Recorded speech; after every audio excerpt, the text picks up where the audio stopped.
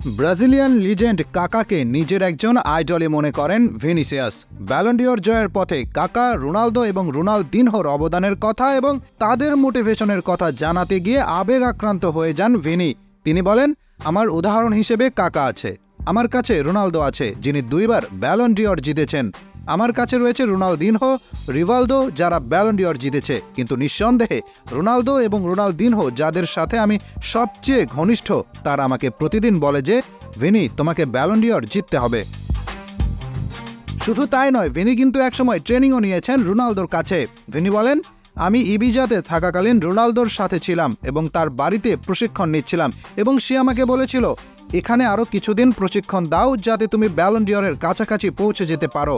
Ballon ডিওরের জন্য প্রতিদ্বন্দ্বিতা করতে পারা এবং একটি ব্যালন ডিওর জিততে পারা এটা সত্যি অবিশ্বাস্য কিছু হবে।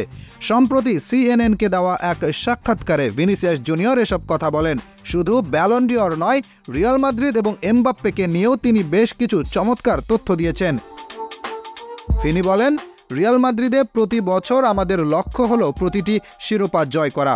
ভিনিসিয়াস বলেন, প্রতিযোগিতার ক্ষেত্রে চ্যাম্পিয়ন্স লিগ প্রথমে আসে, যা সবচেয়ে কঠিন প্রতিযোগিতা, তারপরে লা লিগা এবং তারপরে কোপা দেল রে। চ্যাম্পিয়ন্স লিগের ক্ষেত্রে প্রত্যেকটা প্লেয়ারেরই নিজস্ব চাপ আছে, কারণ চ্যাম্পিয়ন্স লিগের ওজন বেশি আর রিয়াল মাদ্রিদ সবসময় এটাই জিততে চায় এবং শুধুমাত্র খেলোয়াড়রাই নয়, সমর্থকরাও আমাদের কাছে সেই প্রতিযোগিতায় জয়ী হওয়ার আশা রাখে। আমাদের লক্ষ্য চেষ্টা করা এবং আমরা যেসব প্রতিযোগিতাগুলোতে অংশগ্রহণ করি তা জয় করা এবং অবশেষে ট্রেবল জিততে সক্ষম হওয়া। এমবাপ্পেকে নিয়েও নিজের মতামত ব্যক্ত করেছেন ভিনি। তিনি বলেন, এখন এমবাপ্পের আগমনের সাথে সাথে সবাই বলছে দলটি অপ্রতিরোধ্য হয়ে উঠতে পারে, কিন্তু আপাতত আমাদের সেরা প্রশিক্ষণ সেশনগুলি সম্পাদন করতে হবে এবং যত তাড়াতাড়ি সম্ভব একে অপরকে বোঝার চেষ্টা করতে হবে।